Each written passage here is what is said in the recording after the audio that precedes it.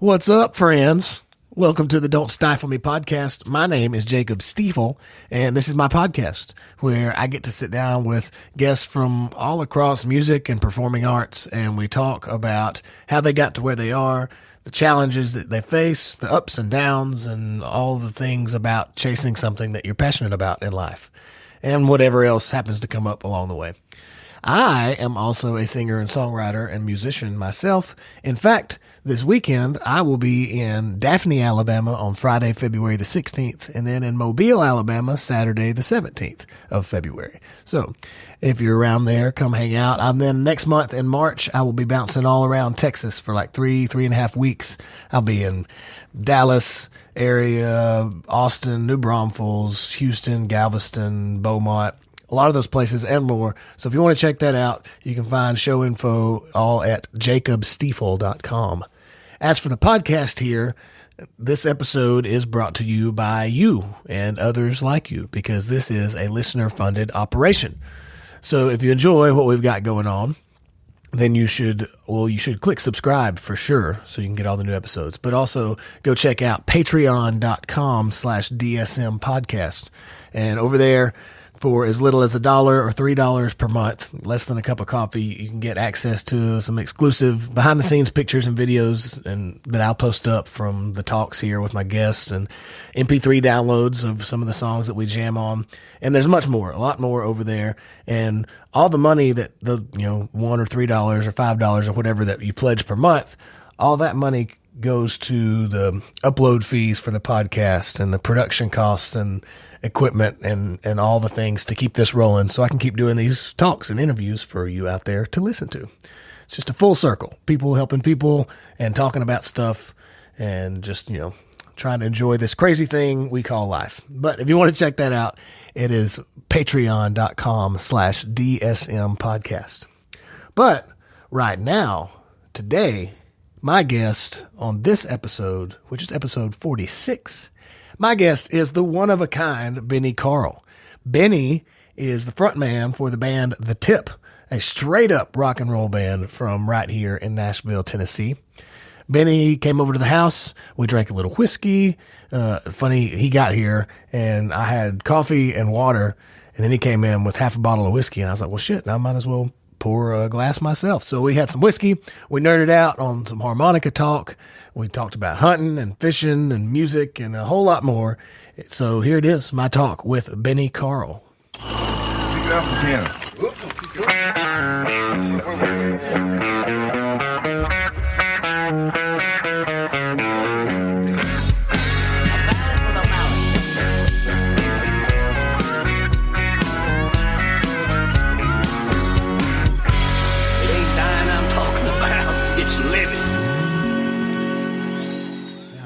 Wheeling, dealing, girlfriend stealing, Ooh, harmonica blowing, flat bottom boat rowing, squirrel cleaning, Benny Carl.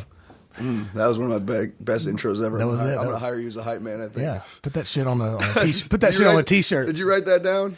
I didn't write it down, Well, you're but I gonna did think write of that it. down I thought of it earlier. I thought, You had it pre-planned. yeah, a little bit. I should have had something better in response. Why is Jack Daniels so good?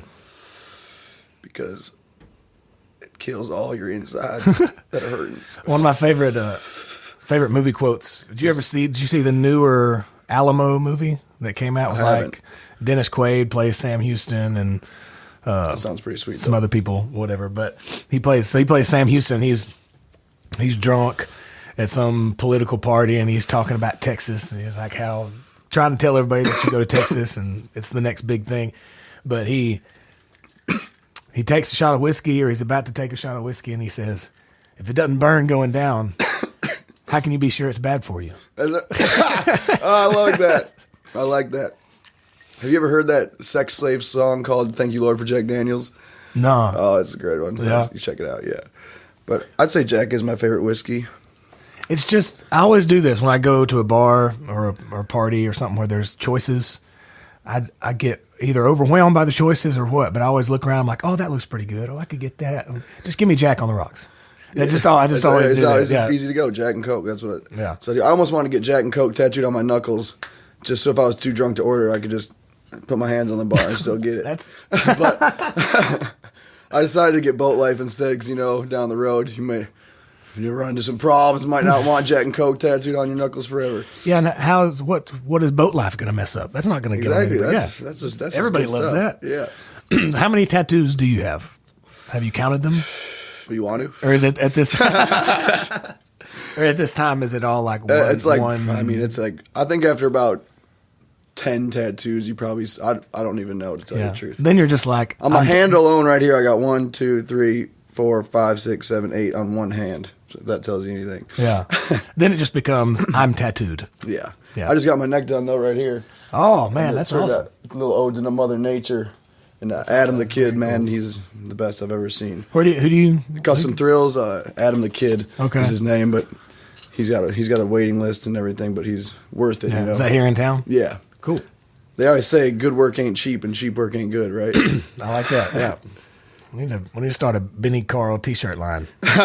put shit you say on there. You know, I've thought off and on for years about getting a tattoo. I just haven't. You don't have any? I don't have any that tattoos. Surprises me. I'm clean. Really surprises me, actually. I just have never had something that I wanted to spend the money. I guess probably the biggest thing is the money. I think it's a certain type of person too. You know, it's like me when I was a little kid. I remember we had this like elementary school. We had a really tattooed janitor. Yeah, and everybody was really scared of him and like called him Snake. You know, and like he was like like really tattooed, like face and everything. Yeah. And I was the only one that like went up to and like had the balls to go like talk to this dude, and he ended up being like one of my best. Like he was like an older mentor for me. Yeah. And like so it's like the first time he was the first person I ever saw that was really, really, really heavily tattooed, and I was like instantly, dude. Even at that young age, I was like, I'm gonna be covered in tattoos. I was drawing tattoos on myself like all through middle school and all that. Yeah. You know? I've got several ideas of things that I want to get and that I would get, but I also can remember 10 years ago. When you wanted to get something stupid as shit? Yeah, things that I would have thought that I would have gotten, and now I'm like, thank God I didn't have $500 to spend on a tattoo. I like don't ever really have. I think another thing too is like I don't ever have any really good regrets, and I have stupid ass tattoos, man. I've got a whole leg full of people's first tattoos. They're usually done at like 5 a.m. and some dudes happened to be at a party that had a tattoo shop down the street or something. I mean, I got like bands' names and signatures on my legs. Yeah. I got a monkey dive into a bucket. I got a girl with 8 tits on my leg that says God made. Like, but I just find the humor in it too, you know. And to me, it's like people are like, oh, well, when you're 80 years old and you're covered in all these tattoos, I'm like, dude, I'm gonna be a sweet ass looking 80-year-old. Right? Are you kidding me? I'll be like, that is, and I do get that, especially more now. Especially now, because it's not like it used to be. You know, you can still get a job with tattoos all over your body. Yeah. You know? And I see like a lot of people say, well, it needs to be something very super meaningful, and that's cool if it is, right? But I was talking with somebody about this the other day. I also think that it doesn't have to be.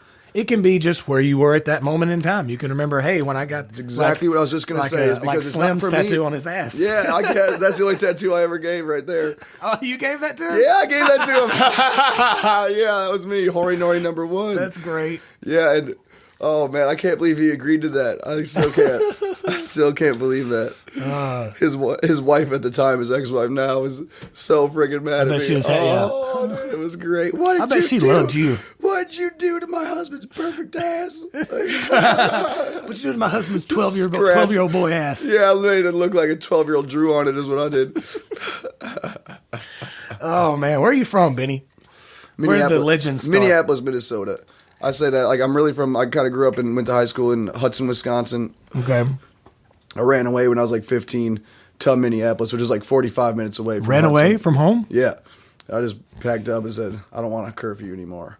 Wow. I want to stay out late with my girlfriend. I didn't want to be home by 11. Did you have like brothers, sisters? Yeah, or I got anything? two. I got an older sister and a younger sister. Yeah. I was just like, it wasn't like, I was just a punk, man. To tell you the truth, you know. It's not my parents are awesome. Yeah. I was just like, nope, I'm going to live in 15. Minneapolis. So I drive a Camaro from Minneapolis, panhandle on the street till I made enough money to go shoot some pool in the bar that would let me in, and then drive back to school, high school every morning, and like go finish it off. Wow. At 15? Yeah. It was I was living in town at 15, and then when I got my driver's license, I started going back and forth. Gotcha. So I guess did you have to get a job then? I guess. I was working at Subway. Yeah. Yep. Yeah, that was my first job, I think. Well, I like. had jobs for like some of my dad's friends and stuff, doing like yard work and just like mowing lawns or like laying sod or mulch or whatever. So were you still close with your family? Just yeah. There's like maybe a little fallout there where I was just trying to be like all on my own, But like it was always there was a call. Like if they were like, hey, you need to call us and let us know you're okay. And like, I give them a call. Yeah. It was never like a fallout or anything. And now we're tight as ever. Wow. So were you playing music at that point yet? Yeah, I started in like high school band, or even more before that, like middle school. I wanted to be a drummer, like really bad. That was like my thing. And so for some reason, I remember to be in middle school band, even in middle school band, to play drums in the 6th grade band, which is like a joke. You're hitting like a bass drum on like the 1 and 4, And you had to take 4 years of piano lessons to just audition to play the drums. Really? Which is funny. So I didn't really want to play the piano, but I took 4 years of piano, which thank God I did, because it's like music, that's just music in a whole. Sure. It was like amazing. Thank God my parents made me do that. And so I went in, failed the drum audition after 4 years of piano just so I could play drums. And then, because I couldn't go like this. I couldn't go. I couldn't do that. I was like, for some reason, I don't know what it was. So they give me a mouthpiece and can you buzz in this? All right, well, you're playing trombone. I was like, oh shit, I guess I'm playing trombone, which was fun. I played trombone, but then it really started.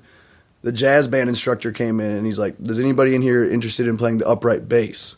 Yeah. I was like, that sounds way cooler than trombone. And I could be in like jazz band, which to me was like way cooler than playing like whatever regular band was playing. And so I got that and got the audition, started playing upright bass, which led to just getting an electric bass and then playing in a punk rock band. Like, so I was playing shows probably by like 13. What what kind of stuff were you listening? What kind of music were you listening to when you grew up? People always ask me that. It's like, I can't remember anything until like the one defining moment. I was in hip hop dance class. No shit. I'm not sitting here right now. This has already been one of my favorite talks. For our recital, in case you were wondering, we danced to Who Let the Dogs Out and Michael Jackson's Thriller, which was at least a little redeeming. But I was in black parachute pants with a shirt that Who Let the Dogs Out on it. So, when the picture comes out, you can hear it from me first. What year were you born? October 22nd, 87. 87. Oh, okay. Yeah, so you're, okay. Yep. Yeah, I'm like 2 months older than you. And Oh, really? Yeah, Nice. I'm 30, yeah. And I honestly feel like the first time I ever heard music, because my parents just listened to like what was ever on the radio, like 70s, 80s, 90s, and today, like just whatever. So and my dad liked a little bit of classic rock, and my uncle like had given me like a Tom Petty tape, and stuff like that. Right. My first CD was Billy Joel, I think, like Greatest Hits or something like that. I remember Dad had the Jimmy Buffett songs by heart. Yeah. And Elton John. Frampton Comes Alive. He had the album. I know he had that. Yeah. But he had the Elton John, Don't Shoot Me, I'm Just a Piano Player. Yeah, okay. The CD. I remember those 2 CDs. And Steve Miller Band's Greatest Hits. Yeah. Like those were 3 of the CDs that I used to listen to when I was little. That's awesome. So yeah, anyway, we're back. Yeah, so parachute pants. We're in parachute pants in the gym cafeteria waiting between our 2 different dances or whatever. And my buddy at the time, Taylor, who was like my number 1 partner in crime, who I started my first band with and everything. Yeah. He played me Green Day Dookie. And I remember, dude, like I'm still like thinking about it. Like that was like the first time I like heard music that was like my music. Like, does that make sense? Where I was like, this is like doing something to me. This is making me feel something that nothing ever has before. Right. And then I got into that and playing with him in a band. His dad was like a classic rock, lover. So I ended up just listening to a lot of punk rock and then like a lot of like classic rock. And then classic rock actually led me to blues, which I was like, what I probably listen to the majority of the time. That's interesting. Almost like you went backwards. Yeah, dude, yeah. I did kind of go backwards, honestly. Because what I'd want to be like, I hear Steven Tyler play a harmonica solo. Yeah. And I'd be thinking in my head, where did he get that from? Or like, where did Mick Jagger get that harmonica like from? Like, and then you start reading into it and it's like, oh, Little Walter and Sonny Williams. And then you just start listening to that and it's like, I just fell in love with that instantly, There was a exhibit at the Hall of Fame a while back on Sam Phillips and all that he did and everything. And there was they had those videos playing on a loop. There's a video of Howlin' Wolf doing How Many More Years. Oh, in the little corner store with the chips behind him. Yeah, with all the people. Yeah. How many more years? And like Sun Houses in the corner, like all wasted. Yeah, dude, he pulls that harmonica like out of his pocket. That was a major video of my harmonica playing right there. Yeah. That was one of that video was like. Literally, I swear to God, I've watched it 10 million times. I still watch it, dude. Let me grab a harp, dude. Yeah, I can give you that top lick, I guarantee it. When he comes in, I'm just like, whoa! We have to nerd out on some harmonica talk because I like talking with people who are really good. Yeah, man. No, I'm no Benny Carl, but oh shit, man, I'm still learning. We're all still learning.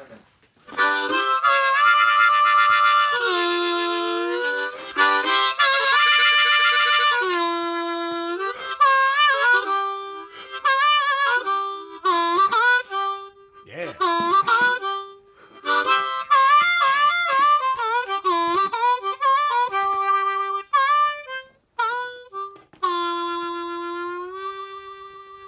But when he comes in on that, that's like every harmonica session I've ever done in Nashville. Every goes, we just do that. That's all you. If you can learn to play that right there, right? You're gonna make a little bit of money because that's every session I go to. Can you do that harmonica thing? And I already know what they're talking about. And it's just that, yeah. And it's, just at variable speeds. Yeah, you can do it fast and then slow it down and then bend it. But you're still doing the same thing. The best is when you're bending it at the same time because I think so. You got your basic, you know. Right. Then you start speeding that up. Yeah. And then when you're bending it at the same time, if you get that rhythm going, that's when you start turning some heads. People are like, whoa. Yeah, like, why are you doing that? It's such a cool instrument, man. It really is. I fell in love with it instantly. When I recorded in Memphis a few years ago, it was in 2015, I didn't realize it, but apparently I've always loved the harmonica because once I recorded, we brought in a harmonica player, played on 4 or 5 of the songs, and I was like, oh yeah. And then I started going back and listening, and all my favorite songs, by whether it's Willie Nelson or Jimmy Buffett or like all these people, they all have harmonica in them. And I was like, man, it's such a correlation. It's such a like cherry on top. Yeah. So I started I heard what he did on my songs. I was like, oh, I got to figure that out. So I really started busting it, and I've. One thing I've been learning, I think, about harmonica too, is when I first started, especially when I got my first Broadway gigs, you know, I was overplaying like insane. Just never stop playing, dude. You know, the whole song. Like harmonica is best if you just hit it in at very key moments in the song, and it's just like because it takes it to the next level instead of just being there the whole time. I think my favorite harmonica player is Mickey Raphael. I'm trying to get him in here, working on it. But I don't even know who that is. Oh, he's Willie Nelson's harmonica player. Oh, hell been with Willie Nelson since that's out of my. I don't know anything about country harp, man. Oh man, the cool thing.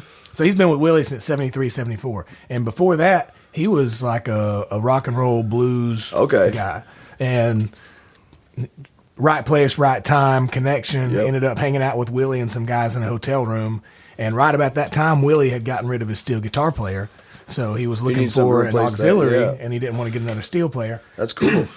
So Mickey jumped in there. But the cool thing about his playing, and the same thing with Fingers Taylor, which is Jimmy Buffett's harmonica player, is they play in their country and major style, like musically major. Right, playing. so they're all blown out. But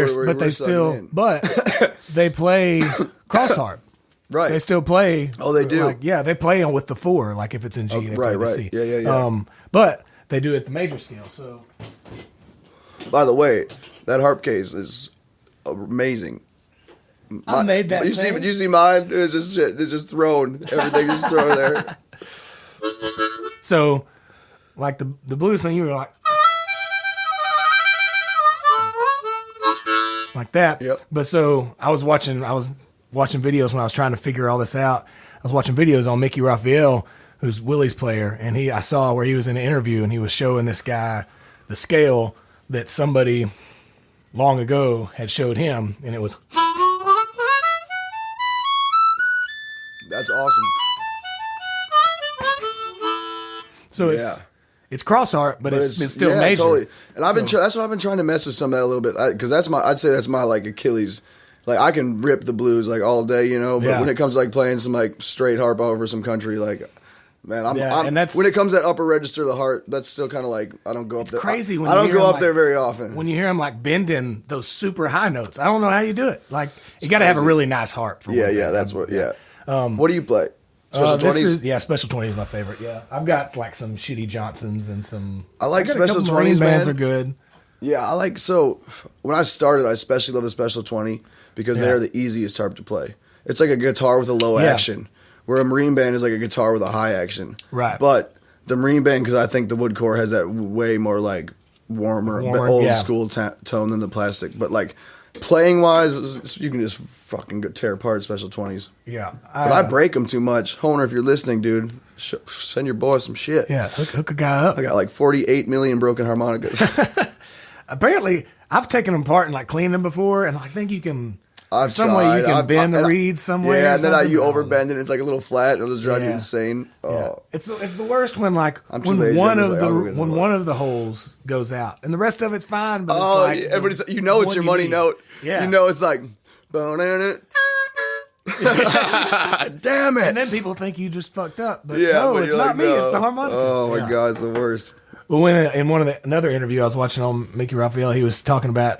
I think he was in the studio one day and they were recording, and he was going to town playing too busy, like you were talking about a minute ago. And he said, the drummer turned around and said, "Man, smoke a fucking cigarette or something. Yeah, like, chill out, like, man. Chill out on that thing." Because like there'd be like the band, I'd just be trying to do rhythm harp the whole time. You're like,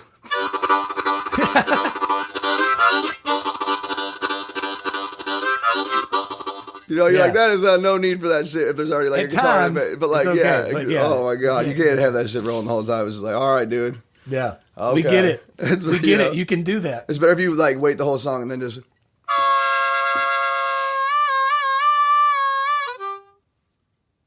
Yeah, That's it. yeah. Like in People be like, so many Willie songs, there'll be you won't hardly hear anything, and then you'll hear, Ooh, that's beautiful, dude. and then that's it. That's all you hear. And then like the next verse, you'll hear.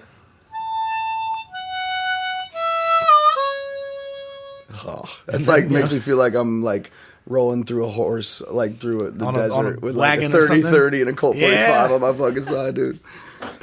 Hell yeah. So when did you start picking up harmonica? I said to myself, were you here yet? I remember, nope, I was in Minneapolis Okay. playing. It's like my buddy who had just turned me on to all this. He was one of those dudes that just researched music, you know, have a new awesome gem for you every single day that no one's ever heard of, you know. Matt Dornfeld is my boy. And, but I remember sitting in my bed one day, like when I was young, like pretty young, I'd say maybe like 16, I probably started sucking at the harp. I didn't start taking it serious like I moved here. Yeah. Well, I mean, I took it seriously up there, but I wasn't like trying to be like a session harmonica player or nothing like that, you know. Right. And I said to myself, what is Mick Jagger, Steven Tyler, and Robert Plant doing that I'm not doing? Yeah. And then it like just clicked. I was laying in bed. I remember the exact moment. I'm like, they all play harmonica. And the next day I went and bought a harmonica, and like the rest is history. Yeah. Yeah. So when you were in Minneapolis, how long were you up there? I moved down here. What year is it? 2000. What year is it? 2018? 18. Yeah. I think. It just changed. You know, Yeah. I was still kind of confused by it. Still trying to keep I think up. I moved down here in 2010 or 11. Okay. But I was in a band called Cocaine in Minneapolis. That was the band name? Yeah. Cocaine? Yeah. Is that where the jacket you're wearing is from, or is that just a Oh no, cocaine? I made that. Oh. Did you read that? Did you read what it says? I just saw it says Did you read what cocaine it says on the back under of it? it. No. Dude, that's the best part about it. It's not the fact that it says cocaine, but read the fine print. This says cocaine, the ultimate pickup line. I mean, you got a point. That's just funny. That is great. I do not condone drug use. I don't condone it. I don't disown it. Yeah, I don't. Yeah. It was so great in that band. Everybody come up to us, hey, you got any cocaine? Or no, hey, do you do cocaine? And then we would say, no, you got some? Oh, that was a fun band, man. That was my first like rock and roll band that like really had like started to have a following and like made some waves. Like we got some offers from labels, but we were like young and super stubborn. Yeah. Because like everybody told us we had to change our name if they were going to sign us, and we were like, someone will sign us, dude. Yeah. Blah blah. Like no. So you were like not 20, 21? Yeah, that was- yeah. How long were you with that band?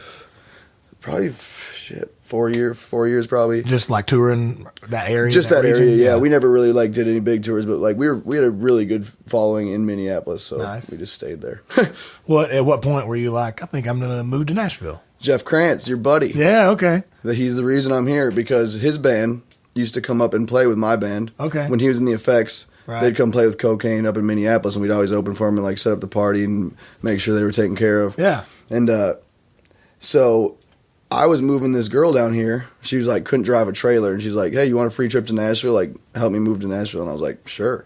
Yeah. And so I find out that Jeff's band is playing the Mercy Lounge the night that I'm like rolling into town, like with this like girl's stuff. Yeah. And I was like, hey, I don't know what you're doing, but like I'm going to the show to surprise my homies. So like they had no idea it was coming. Oh, wow. I hadn't seen him in like, we'd been friends for like 5 years previous to this, already. Yeah. So we're already really tight. And he had no idea I'm showing up, dude. I just walked right to the front row. and like he was like, oh, dude, like all freaking out. We had a blast. He gets off stage. I was like, dude, that was sick. He goes, dude, that was our singer's last show. And I was like, what? I was like, dude, I just ended my band in Minneapolis. He's like, you want to jam tomorrow? And we like jammed the next day. And it was like, I was like, went back home, put everything I could in my car, and just Backed like rolled down here. One of the things, it took me a while for some reason to, I guess because when I moved up here, I immediately got into the downtown scene, which can be good or bad or right. Whatever, however you want to look at it. But it's however you make of it, man. Yeah. Really because of that, it took, I didn't go out on the road until like 2012 or so, and really heavily in 2013. And it took me a while to realize, but I had somebody tell me that the most useful tool, or however you want to say it, is making friends with other bands. Oh, dude. Like that's how because that's how you work together. You help each other out, and you help somebody else out in your part of the hood, and then they help you out when you go their way. Dude, I was just telling you about Liza Colby, right? Yeah. Liza Colby Sound. Everybody go check them out. They're the best thing happening right now. They came and played Nashville with us. We gave them a good show. Yeah. Dude, we went to go play New York with them at the Bowery. Sold out, like the best show, like one of the best shows I've ever played in my life. Oh, wow. And like it was just like we met, and it was like an instant connection between two bands that like our music fits so well together, and like the whole like aesthetic and everything is just like the package is so perfect. So when you find bands like that, you got to stick close, You got to help them out. Yeah, when because you can. dude, especially in this town, man. Like in Minneapolis, like it was way more like friendly between bands. Like everybody was like, I feel like here it's like everybody's just like, no one likes anybody's band but their own. Yeah, it's tough. It's weird, man. It's like really weird. I don't know.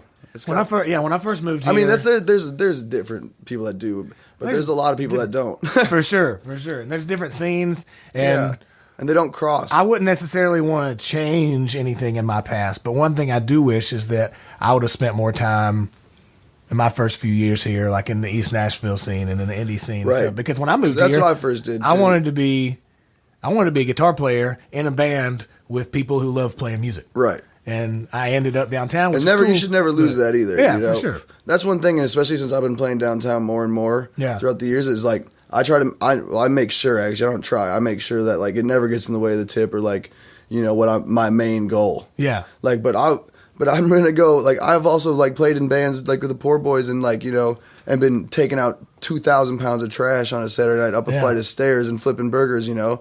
I'd way rather go play harmonica and sing some Rolling Stones and Aerosmith songs to people that are just having a good time and make just as much money. Like, come on, that's a no-brainer. It's all about. It's like anything. It's all about how you go about doing it and your intentions and your And when you have like our Fish On band downtown is like all the musicians are so fun to play with. That it's just we're not your typical downtown band where it's like we're playing. Who's playing with you in that now? It's the main lineup is me, Chris Lohr, Miles, Baker. We got Skeet, Bill Van Vliet on the drums. You know Bill? I know that name. He's bad to the bone. I feel like I've messaged him at some point in the past about drumming, but never ended up drumming. Yeah, and with then him. Sammy Diamond's playing bass. He's a monster too. It's fun, super fun. Cool. But your main thing right now is the tip. The tip, man.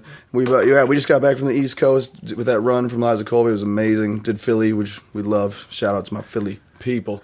Yeah, I was listening. I was jamming to Sailor's Grave earlier this morning. Dude, people request it live, and it's just like right when we recorded that so epically, I was like, "How are we ever gonna do this live?" Epic recording. People listening. It's like fiddle, accordion, like there's like so much. You're like, dude, you can't almost really do it. I remember at the CD release show. Was it at Basement East? Yeah, is that where we had everybody up. Yeah, it was an emotional. Oh, it was. For me. Lily takes that track to life. Like, is that who played violin on it? Yeah. That's the only song in my life I've ever wrote on mushrooms ever. Yeah. It sounds like a mushroom. Yeah. I don't know. Like, you should do that more. I can't, man. Let's do some mushrooms and write a song. Only like once a year. You gotta just, go find something. Yeah. Go on a trip. Yeah, for sure. But that song, people listening, you should just buy the whole album for sure. But definitely listen to the title track, Sailor's Grave, because it will and just man, get lost. I've had that song for a really long time. Yeah. Like really long time. Since I was like 18. Right? Oh, wow. I had the chord progression, but no song out of it, Yeah. And I always knew it was special, and with every band I'd try it, but it just never, because it was so epic in my head that I couldn't let it just be like a half-ass attempt at it. Oh, yeah. And then I got together with Dean Tomasek, and he helped me write the lyrics. And, So, and it just all came together, and then really it was good, but I still was like almost not going to put it on the album because it just wasn't there, and then we called in Lily Mae. And she came in and did the siren and like the fiddle part, and like it just took it like I was literally that part in the crying. middle. I was crying in the studio. The part in the middle where it comes down to like just the whistle. Oh, that's what I'm talking about. And then it comes back in. Dude, the that's solo. my favorite. Yeah. So she was when she hit those because I was like I literally told her I was like I want you to sound like a siren because like the old history of pirates like the sirens call you into the rocks to just crash. Yeah. So the whole thing I wanted to put in your mind was like the siren calling the pirates and then just the end of the album because you're just crashing into the rocks and burning, dude. Cannons firing just full 9. So good. So yeah, you just got back from the East Coast run. Where all did you play? New York? We did New York, Philadelphia. We did our favorite little spot in West Virginia at the Rim. You got to check this place out, man. They're coming up. It's like this guy, Brad, he just runs a venue in his basement in the middle of nowhere, West Virginia. I'm talking about like the drive. Gets people to come out to it? Yeah. And dude, they'll buy all your merch, sing every single one of your lyrics, dude. I'm telling you, I could literally just like Tom Petty it there. You just throw the mic in the crowd and they're just like sing the whole thing. Is it one of those things where there's just not shit else to do in that area? Oh, yeah. So that's what they go to? Well, and he gets like quality bands that like this dude knows his rock and roll and he treats you well. You get like fed. You get like a place to stay right there, like in the venue. It's like he does it up, and it's always like a party. You're out back, like shooting guns and blowing up fireworks, like between songs. It's like a no holds bars. Like it's great. He brings all his like kids and their friends out, and they just like get down on some like real rock and roll, and they like get tripped out. It's great. Shit, yeah. When you're not playing rock and roll, you are a big hunter and fisherman. Big correct? time, man. Every day. When did that start? I mean, I've been fishing. I've been fishing since I was. Like baby. Did your dad take you? Yeah, we had like a family cabin, still do. Okay. And so I grew up, man, fishing and water skiing, like the best childhood you could ever ask for. Just water skiing and fishing all day, which is still what I do. Till you ran away. Well, yeah, but I still got to, I still did that. Yeah, I got to take it with me. Yeah, I still go back and I still do it. Me and my dad go skiing a lot. That's awesome. And but really, when I got. So I never really hunted much. Like I did some like squirrel hunting and stuff like when I was a kid, but I was more of a fisherman. But then I kind of fell out of it because when I was like just in like the punk rock scene, living in Minneapolis and stuff, it was just like I didn't have the access to any land, or I didn't really have any like way to go about it, and I didn't also have any friends with like that like to do that either. Yeah. So when I moved here and met like Big E and John Stone. And like probably the biggest props to like John Stone as far as like he's just like so gracious with his property, you know what I mean? Yeah. Lets me come out and hunt out there, and so that's like what it's really about. So like just in the last 4-5 years is when I really took to hunting, but I've like really took to it. Like I went like balls to the wall. I was like, if I'm gonna do this, like I'm gonna like only eat deer and turkey all year. Yeah. And do you get enough that you eat what you? Yeah, I got a shout out to Bear Bows, man. I got a bow endorsement this year from Bear Archery, which is like legendary, and they sent me a sick ass bow. I got 2 deer with that, which is like my first real buck with a bow this year. Yeah. I got 2, and I got one with the old faithful 30-30 open sights. Oh, because I've been keeping it old school like that with a gold trigger, baby. What kind of 30-30 is it? Winchester Ranger. I got a Marlin. Yeah, dude, those are good too. In there. Those are good. That was my. There's something about like a 30-30 that's so like childhood because you start with like a cowboy. You start with the Red Ryder, and it's Yeah. just like then you like the big boy Red Ryder's the 30-30. Yeah. I grew up. All my friends growing up all went hunting and fishing all the time. I didn't that much because my dad didn't that much growing up. Which is, so it's kind of a passed down thing. Like my uncle hunted. So like I went pheasant hunting with him like a couple of times, but I've got another uncle that's like a professional fisherman. Like he's like he works the DNR and stuff up there, and he's like, you go fishing with him, and he's like bummed if you catch like 50 fish. You're like, that was the best day of fishing in my life. He's like, oh, I should have been here yesterday. You're like, what? Crazy. Yeah, so when I moved up here, like I went, especially once I got to high school, I started going with my buddies and I went duck hunting a few times and deer hunting and this and that. And I love duck hunting, dude. But then I came up here, and it was kind of like you were talking about when you were in Minnesota. Like I didn't really have anybody up here that went, so I was. And I want to do it with somebody, man. Like someone to share. It's because like it's all about the camaraderie for me. Yeah. Like I like hunting alone. You know, sometimes you go clear your mind and just go like zen out. Yeah. But sitting in like a duck blind with your homie or something like that, or fishing with your homie, and like just someone to share that moment of when you get something, just the big hug and like the wrestling each other success around, and the failures. And it's always a good day, man. Yeah. Like me and Miles were just out the other day for the first time this year. I mean, we didn't catch anything. We shot 2 squirrels, which is cool. Well, we shot a squirrel and a half because Miles blew it up. Dude, I shot this squirrel off a tree and like sadly I kind of wounded it a little bit. It's like running right towards Miles, dude. It was like that South Park episode. No. Like I'm talking beelining right for him. Oh, no. And he's like, it's coming right for me. Shot that thing at like his feet. I was like, what are you doing? You should have stepped on it. Yeah, so we only got a half of that one, sadly. Rest his soul. What do you do with the squirrels when you eat them, man? Yeah. Oh yeah, dude. I tan the hides. Dude. I sell the skulls. Nice. I make $100 off a squirrel and eat it. Really? Straight up. I shot one in college one time and cleaned it and cooked it, but I didn't get all the hair off of it. So I was like, I ate like a piece of the backstrap. Oh, dude, that might turn you off of it. That might turn you off of it. The squirrel backstrap, that's a big one. Yeah. I didn't know even people that was a big. I'll tell you what, I make a squirrel gravy that's like to die for. It's people come over to my cookouts, I have a cookout like every week and make just venison, everything, all wild game. And it's awesome to change so many people's minds on that type of food because they're like, you got girls over there like, squirrel, like, I don't know if I'm going to try that. And you're like, no, just like try it. And they take like one bite. They're all like scared. Oh God. And then oh they're God. like, and they take a bite. Tastes like food. Oh, that's good. They're like, that's like better than chicken. And they're like, then it's gone. Like instantly. You're like, You almost just want to put it out there and just not tell people. This. And then, by the way, I really do want to do that sometimes. And I have done it with I've done it with like chili before. Like I'll make like venison chili and then not tell people it's venison until like it's like, said and done. Yeah.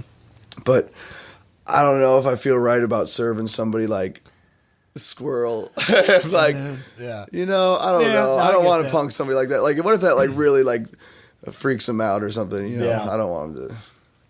I try to be honest. We ate Nutri-Rats though with some real swamp people. What is that? What is a Nutri-Rat? So we go down on these airboats in Louisiana, and it's the best, man. We go down there with some good people. Oh, and they cook up a big pot of blue crabs at the end of the night, but they don't ever eat them because they're a nuisance. So there's like a bounty on them. You get like, I think $5, $6, $7 a tail or something. Okay. Because they're cutting down all the cypress trees. They got like, quick story. Yeah. The guy, this is the legend. Okay. The guy who was like started Tabasco sauce, McIlhenny. Okay. Right? He brought down these, they look like beavers with rat tails. They're from Southeast Asia. Huh. He went over and got like 40 of them, right? And he wanted to start like a fur trade with them. All right. Okay. Comes down, a hurricane comes through. He's got these 40 Nutri-Rats, knocks down the pen, and they escape into the swamp, and they can have like 6 litters a year, or 6 or 7. They can like reproduce every 2 months with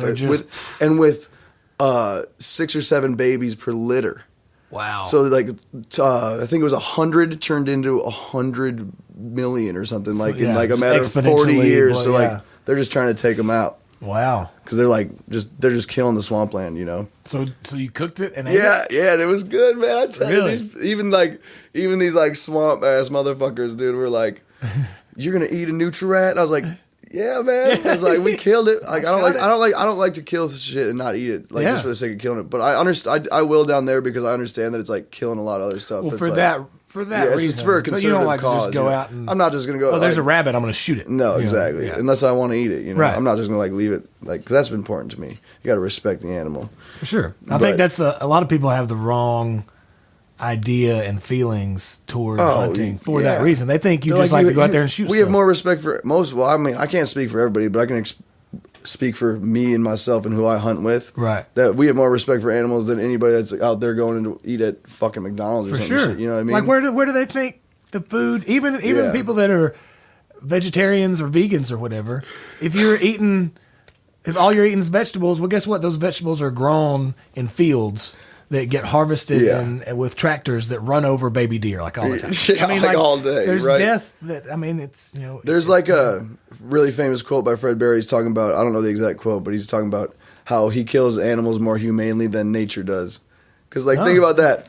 You put an arrow through a deer's heart, that thing just went out nice. Yeah. Compared to getting tracked down by two coyotes and ripped apart. Asshole come on, first. man. Oh, geez, dude. Yeah. Come on. Yeah, I shot. Doing this dude a favor. Me and some of my buddies from high school go on a hunting trip every year in December, and whoever can make it each year. But we go down to Mississippi, and one of them's got some family land down there. And I shot one this past December, and shot it, and it was dead within like 15 seconds or so because I shot it in the right place. And that's one thing. I always take a shot only if you got it. Some people just go out there blast and I'm never going to like it. Well, the thing is, you practice, so when you get in that situation, you can do it. You can do it as mercifully as possible. Dude, and that's funny you say that because that first deer that I got with my bow this year, I can't even remember anything, but I shot so many rounds through my bow, that I was just muscle memory. Right. That thing came out and I was just I don't even know. I went into some different zone. I don't even remember it until it was over. I was like, Poof. I was like, did I even aim? I was like, did it run off or did it? Yeah, it ran off, but not far. I mean, it probably went 30 yards. Yeah. Which for bow, that's pretty good. So, I texted you when I got back from this hunting trip, and I asked you where you got your deer processed, right? Oh, yeah. And I'd asked several people, and everybody pointed me to the same place. There's some place. Flowers. Yeah. Well, I called them, and apparently there is a law where you can't get an out-of-state deer processed in Tennessee, or you have to have some kind of tag or something. I don't know. Yeah. When I was like, well, okay. So I called my buddy Travis Bettis that plays guitar for Lee Brice, and he's a big hunter and fisher, and I asked him what he does, and he said he just does it himself. Oh, I do it myself. So, I do it myself on every single deer except one deer a year. You know why? I'll tell you right now.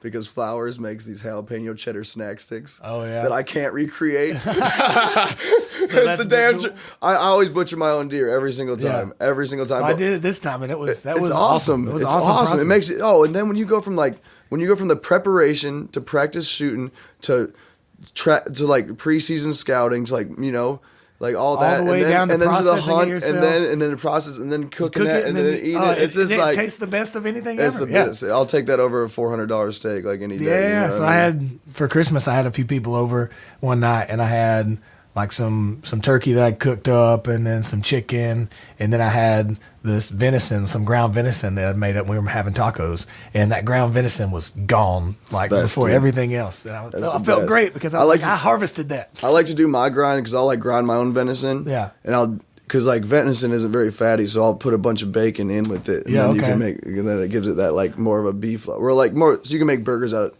Because you don't really just want to make a venison burger out of just straight ground venison because it's just not right for that application. What I was told, and the way I did it was, you get all the meat off the bone, of course, and cut off all the silver skin and everything. Yep. And then what I did was I cut off all the fat off of the deer. Yeah, because you don't want deer fat. Deer fat. So I ground that up, and I stopped by Kroger and got some extra beef fat that they had. Yeah. So I got that and ground that up.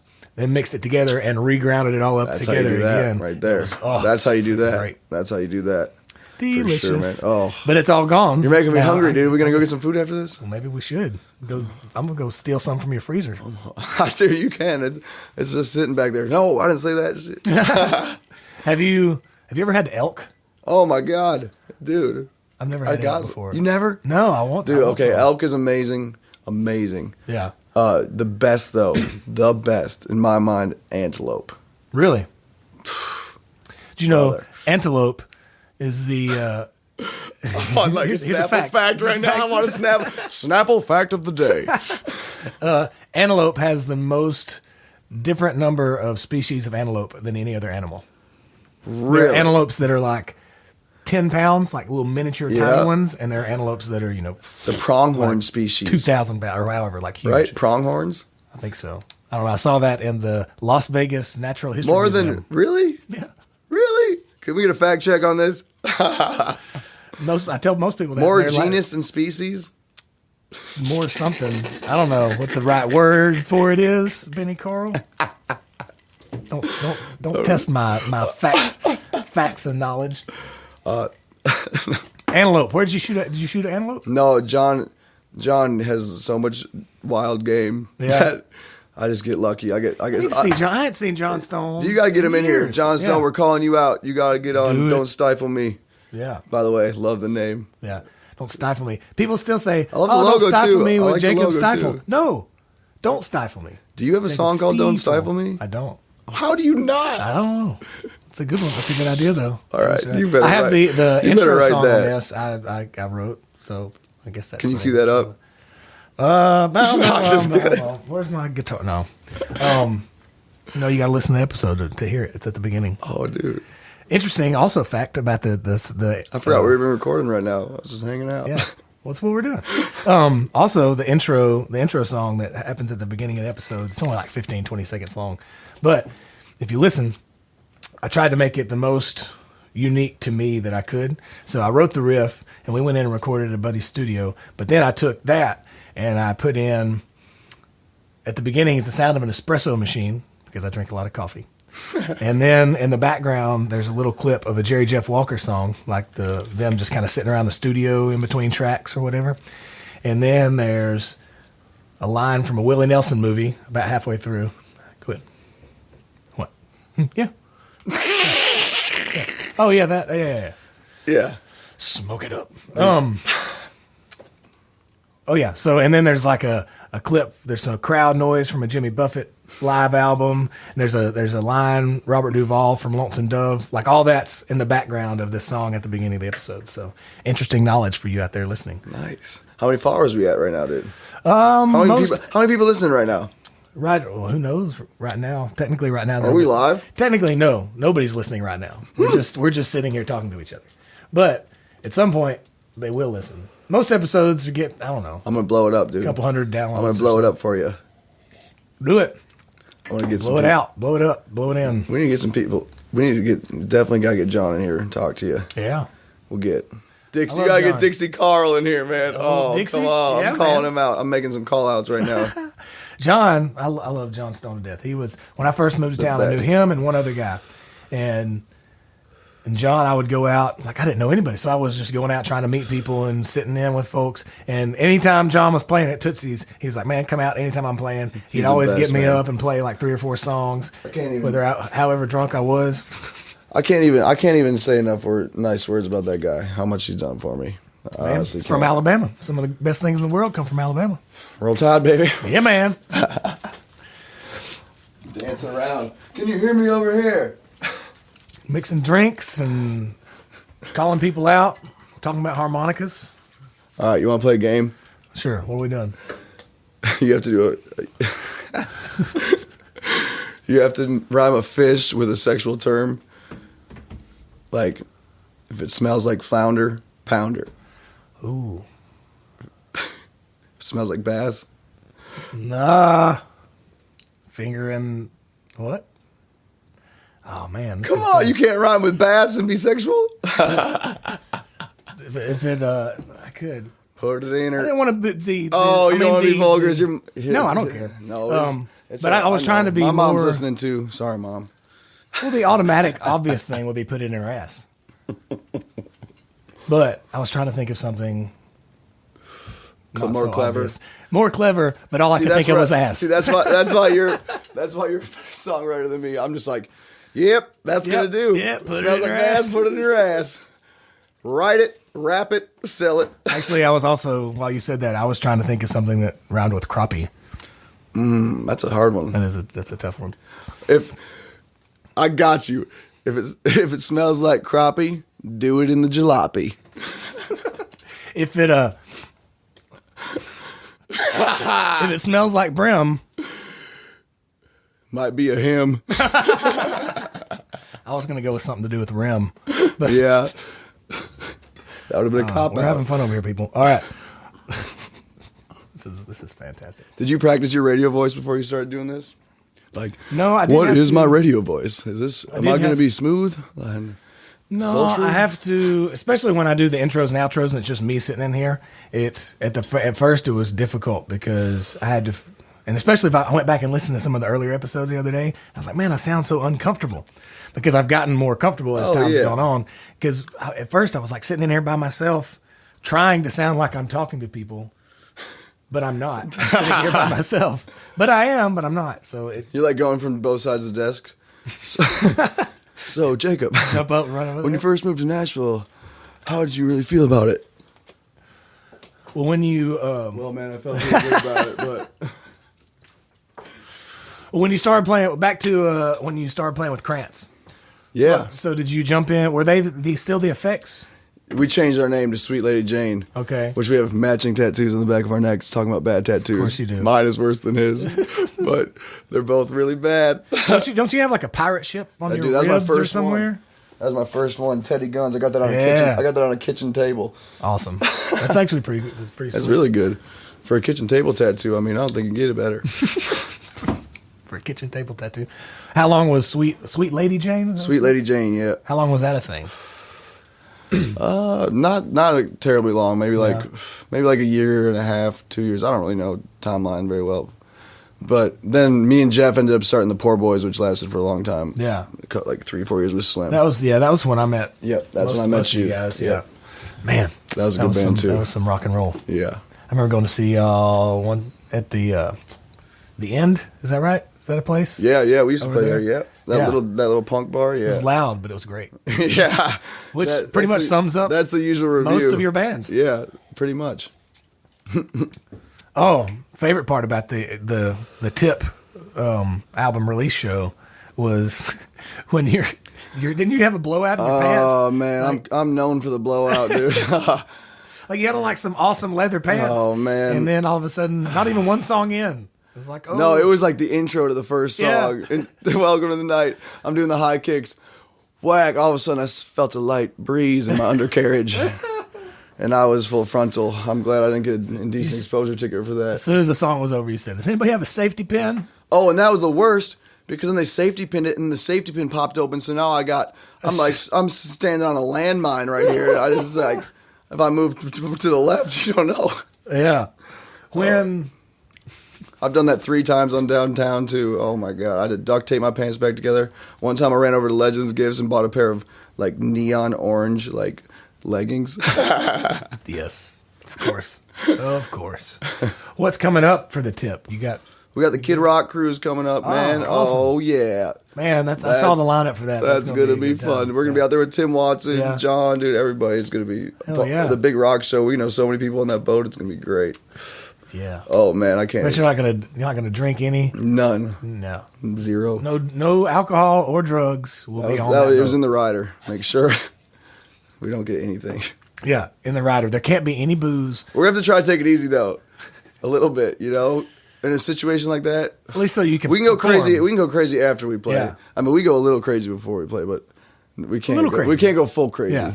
We can't go full crazy. Right? Can't go full Motley Crue. Can't. 1990. 1990? Or whatever. I don't know. Probably probably 1992. I was like... Whatever year. That was the first year that 88. popped into mind, yeah. 89. No snorting lines of ants. Nope. Dixie did snort an ant the first time I ever met him. That's no lie. Where's he from? He's from like Franklin, I want to say. Oh, from around here? He's from around here. Yeah. Right on. I was wondering, Mark Cardwell, drummer, lives here with me, and he said, Benny's coming. Dixie might be coming with him. There's always a chance. There's always a chance. No one really Every knows. time I see one of you, the other one's usually somewhere close around. by. He probably is like going to crawl through the door. Just hop in. Oh, hey. Yeah. Oh, what's going on in here, man? Dude, that dude can... I'm sorry, but that dude can smell a joint from... Dude, it's like a little kid with candy or something. He's like got a magical intuition of knowing if someone is hitting something. Like I will be like walking 5 streets down from a venue, like with somebody, like, so, you know, let's go burn one. And I'll be like, cool. I'll just walk out with the person, like, Dixie. I don't even know where Dixie is. Pops around the corner. I swear to God, you'll be like in a park like 6 blocks away. And Dixie's just like running. Yeah, just, I swear he's just floating down the street like toucan sandals. Like a hound. I was looking at your website and I saw under the press thing. There was a lot from Germany. Oh yeah, we just play overseas a lot. We just got a promotion company over there. Okay. And so we got in Classic Rock magazine, which was pretty sweet. And they put like Can You Smell the Money on. They do like a little compilation CD with it. So that actually got us. Oh, that's really our next plan is we're trying to get over there. So you haven't played Europe yet? Not yet. Okay. No, that's next in the sights. For sure. I've never played over there, but everybody I've talked to that's gone over there that's what you got to do. That's what you got. Yeah. Everybody we've talked to is like, dude, that's where it's at. From what I've heard, if you get fans over there, they're your fans forever. Yeah. Whereas here, you're constantly having to re-win them back in. Yeah, like constantly. I know you were my fan 6 months ago, but now you're this dude's fan. Yeah. Damn it. I feel like I've lost you. Am I not funky enough? If you could go back to yourself, we're going to go all the way back to your 15, 16-year-old self when you left the house and you went out on your own and give a piece of advice. What would you tell yourself? What would I tell myself at that? Or there to 18, somewhere I would tell when myself, you were off on your own. I'd probably tell myself exactly what I was telling myself. Yeah. Whatever you're thinking right now, young Benny. Hey, whatever you're doing it right.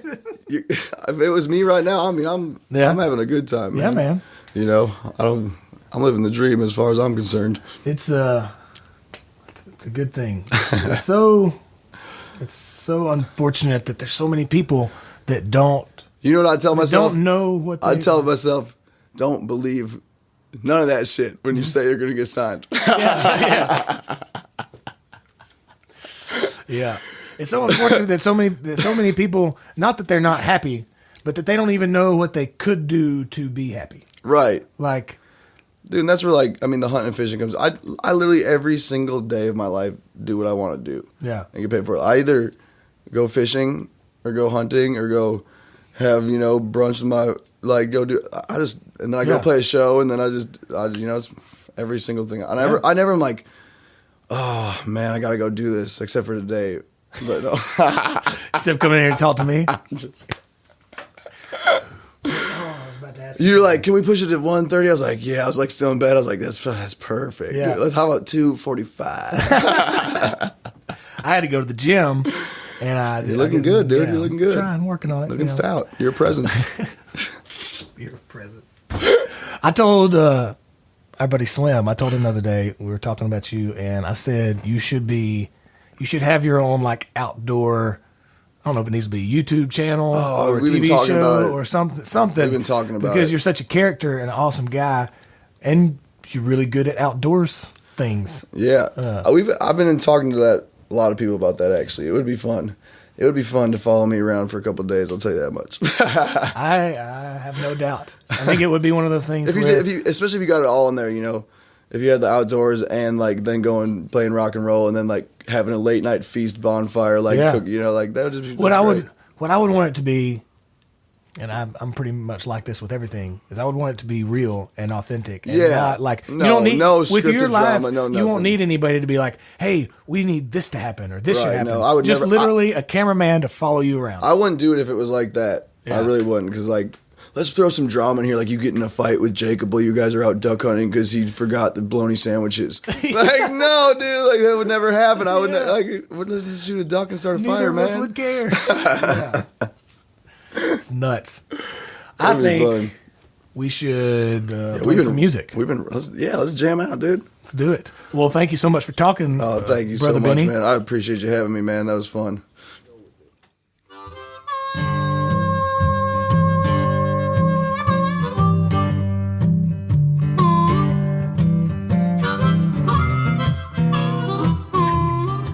So, note to self, while Benny and I are jamming here in the background, if you go duck hunting with Benny Carl, make sure you bring the bologna sandwiches.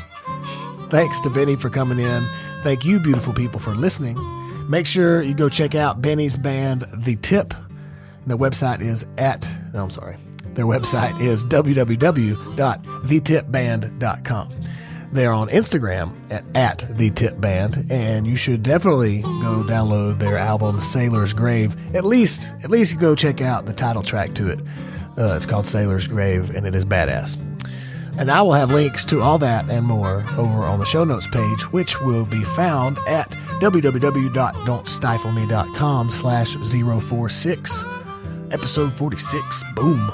And like I said at the start of this episode, if you enjoyed this talk and any of the other ones, then most importantly, please subscribe and share with your friends. But also, if you want some behind-the-scenes perks, you can go check out patreon.com/DSM podcast, where you can get access to pictures and videos, MP3 downloads that nobody else can get. You can only get it there for as little as $1, $3 a month, $5 a month. It's totally up to you. And that's less than a cup of coffee a month to help support the production and editing costs of these episodes, so I can keep getting them out there to you. And once again, if you want to check that out, it's patreon.com/DSM podcast. All right, the podcast social medias are all at DSM Podcast. My personal ones are all at Jacob Stiefel. And that does it for today. Thank you again so much for being here. Thanks for coming back, or thanks for being here for the first time. I hope you enjoyed it, and I hope you come back and listen to the next episode. In the meantime, have a beautiful rest of your week. I will talk to you again soon.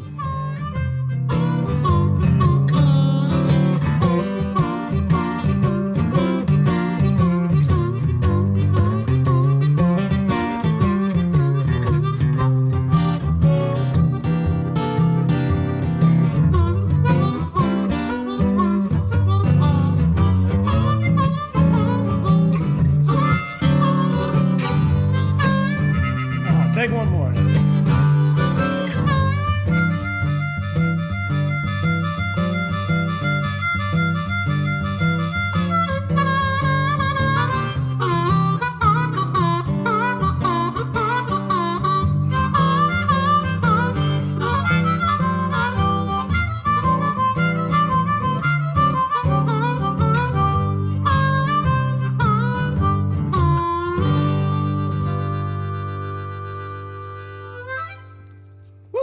Yeah.